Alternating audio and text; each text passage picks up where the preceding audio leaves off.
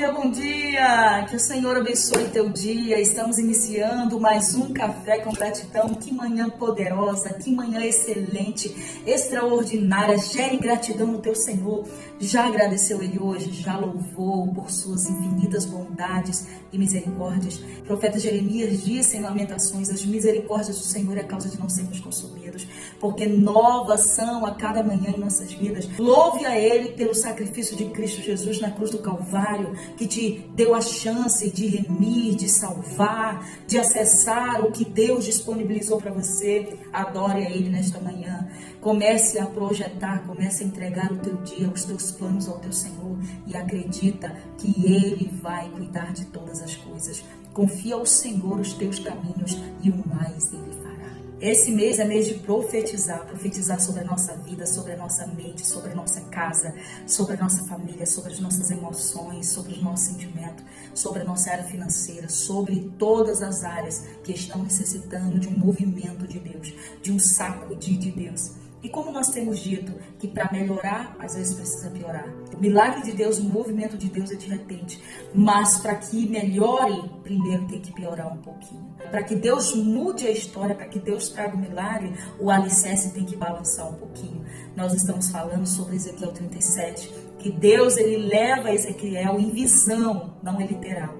É em visão a um vale de ossos secos para mostrar a realidade de Israel. E que Ezequiel, para fazer o mapeamento do cenário do Vale de Ossos Secos, para ver a condição que estava, e ele começa a observar, quando o Senhor começa a se movimentar sobre ele começa a perceber, a visão dele abre, que o cenário era de caos, cemitério a céu aberto, era catástrofe, a visão era tenebrosa. E ele começa a perceber que o vale não estava seco, mas ele estava sequíssimo, dando a entender que há muito tempo os ossos estavam espalhados sobre a face da terra. Mas só foi possível Ezequiel fazer esse diagnóstico depois que ele permite que o Senhor movimente-o de um lado para o outro. Se você ainda não assistiu o vídeo de ontem, volte lá e assista para que você possa entender sobre o que nós estamos falando. Aliás, desde o começo da semana, desde terça-feira. Deus, ele movimenta Ezequiel de um lado para o outro para que ele entenda e perceba qual é a real situação daquele cenário. Para que mais na frente o milagre de Deus aconteça através da verbalização da palavra que Deus libera a ele e da obediência da ordem de Deus na sua vida, ele verbalize e o milagre aconteça. Ele profetize e isso materialize de forma tangível. Por quê? Ezequiel só poderia profetizar depois que ele entendesse o que estava acontecendo. Deus nunca vai te permitir estar num cenário que Ele não te mostre a real situação daquele cenário. Senhor nunca te permitirá estar em um lugar sem antes ter te preparado. Deus nunca te mostrará algo que Ele não teria intenção de te dar. Quando Ele diz a Israel que colocaria eles dentro de uma terra que mandava leite e mel, Ele de fato cumpriu o que Ele prometeu. Quando Ele disse: levanta os teus olhos, Abraão, e olha para os quatro cantos, aonde os teus olhos forem alcançarem, eu te darei. Ele manda Abraão levantar os olhos, porque Abraão já não conseguia mais percorrer a terra. Porque quando Abraão tinha vigor para isso, ele disse: sai do meio da tua terra, da tua parentela, vai para um lugar que eu vou te mostrar, porque onde pisar a planta dos teus pés eu vou te dar. Quando Abraão deixa de percorrer os lugares, ele disse: levanta os teus olhos. Levanta teus olhos para os céus, se você pode contar as estrelas, assim será a tua descendência. Então Deus, ele nunca nos mostrará algo que ele não tenha a intenção de nos dar. Ele mostra Ezequiel porque ele tem a intenção de mudar aquele cenário. Quero ler Ezequiel 37, verso 3, que diz: ele me perguntou: filho do homem, estes ossos poderão tornar a viver?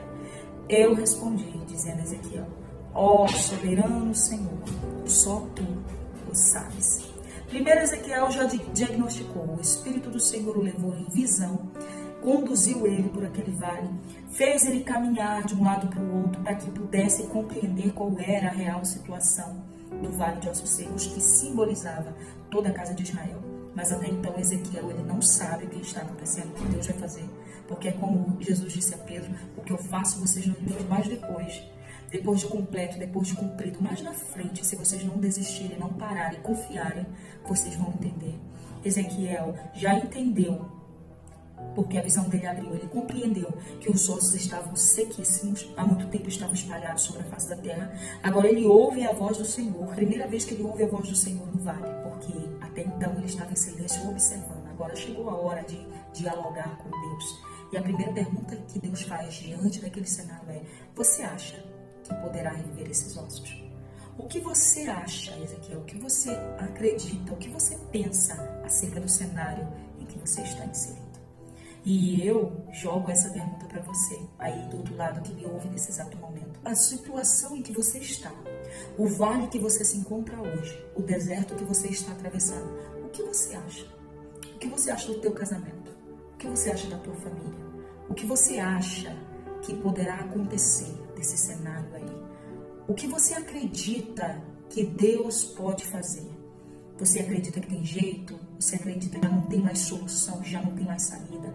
Que todas as portas estão fechadas, que não vão se abrir?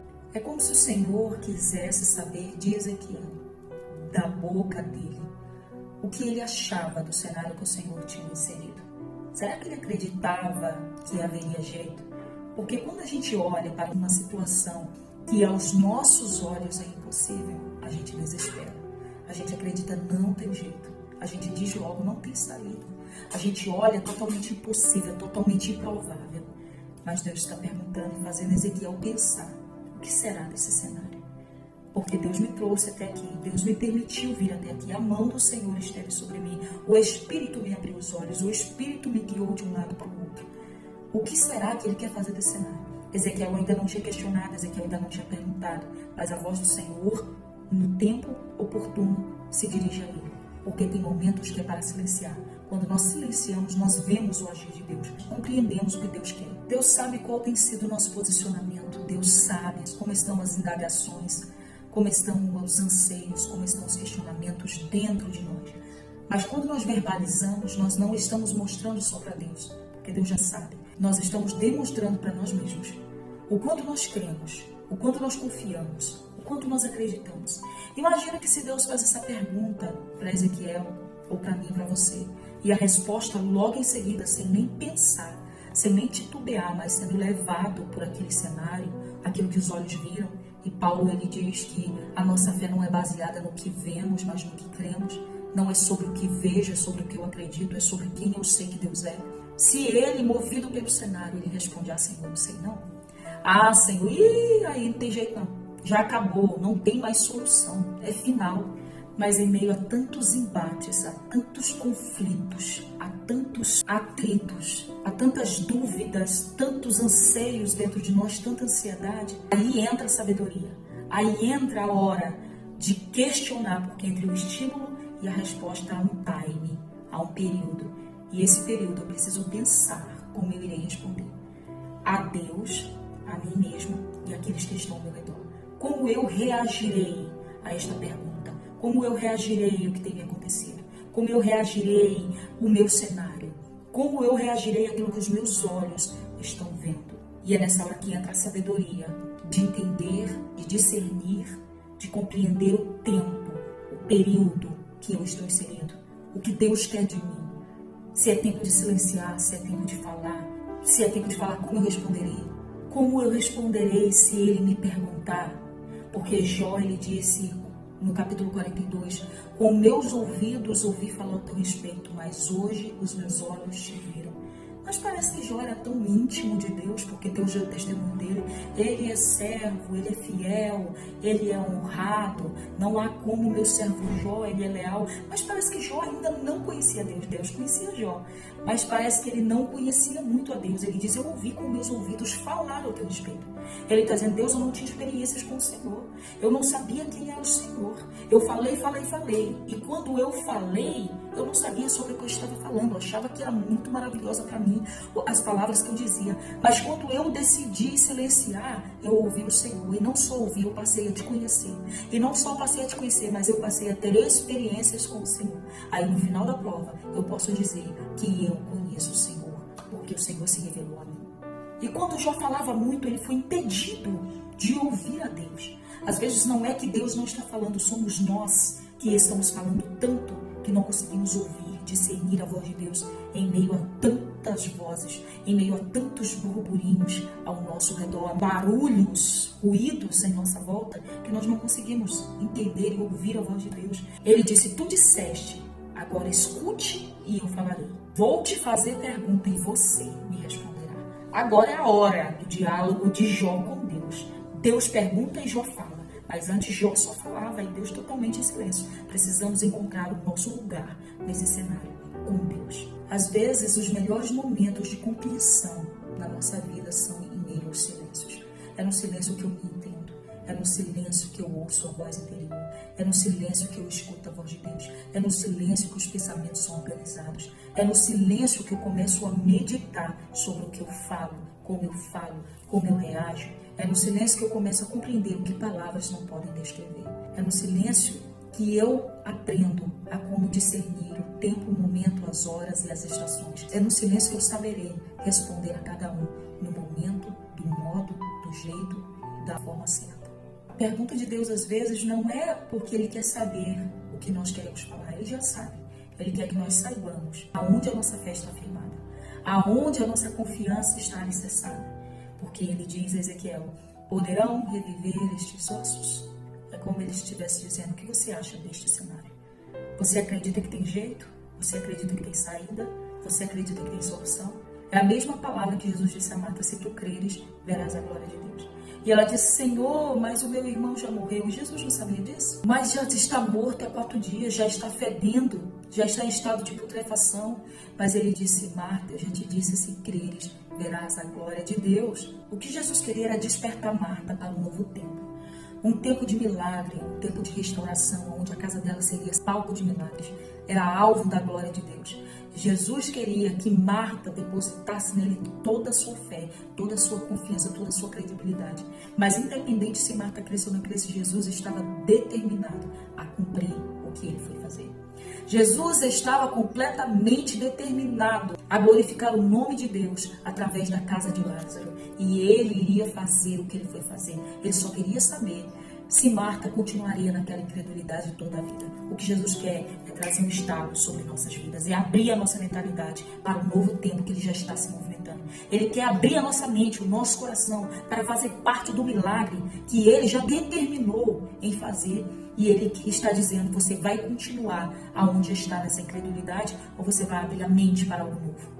O desejo de Deus é que nós peguemos em sua mão, transitemos com ele por essa via de milagres, sejamos participantes da glória de Deus, participantes dos milagres que ele já está a atuar nesse tempo, desse novo transicionamento que ele já está fazendo, dessa estrutura que ele quer construir em cima dessa base. É por isso que está havendo esse movimento.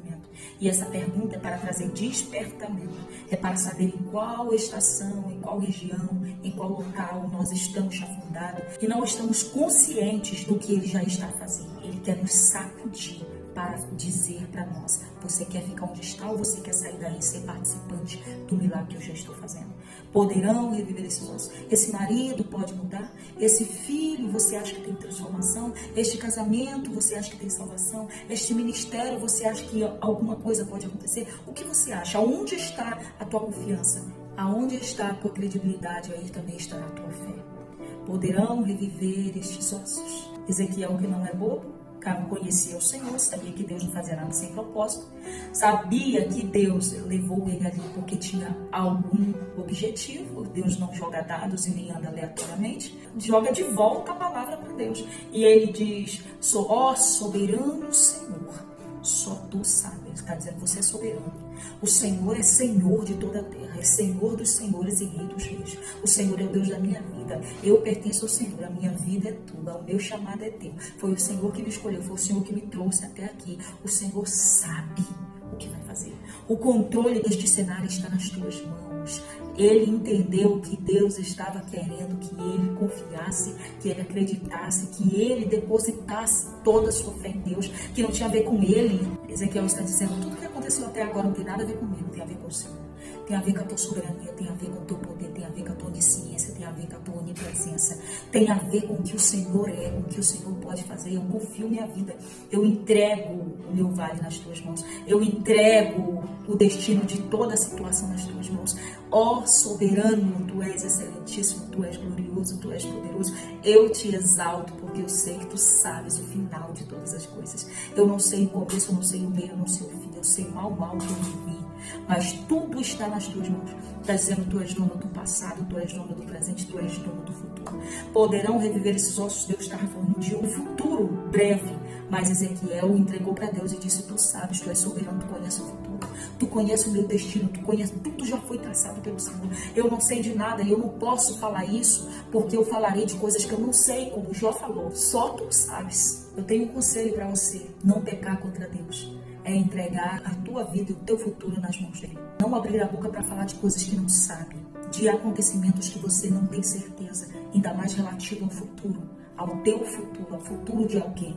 Você não vai pecar contra Deus com os teus lábios, você vai entregar para Deus. Vai dizer: Senhor, eu confio, eu acredito e eu espero. Senhor, eu não sei o que fazer com esta causa, eu não sei o que fazer com esta casa, eu não sei o que fazer com esta família, eu não sei o que fazer com esta situação, não sei o que fazer com esta empresa, eu não sei o que fazer com esse ministério. Senhor, nem da minha vida eu sei, Senhor, mas eu entrego nas tuas mãos. Você vai orar assim: ó soberano Senhor, tu sabes, dizendo: Senhor, eu confio em ti, eu confio no teu poder, eu confio na tua mão criadora, eu confio que o Senhor me trouxe até aqui e o Senhor também vai me levar lá. Eu confio que o Senhor não me abandonou nesse vale e que o Senhor está a movimentar. Então eu entrego o meu futuro nas tuas mãos. Declare a dependência de Deus aí agora, porque quando você confia, quando você acredita, quando você espera, Deus ele movimenta, porque ele sabe que a tua credibilidade, a tua confiança e a tua fé estão firmadas e alicerçadas nele. Deixa Deus mover essa base, a magnitude da grandeza da estrutura que ele deseja para você. Tem um tempo novo, tem um novo transicionamento, mas a tua fé precisa estar estabelecida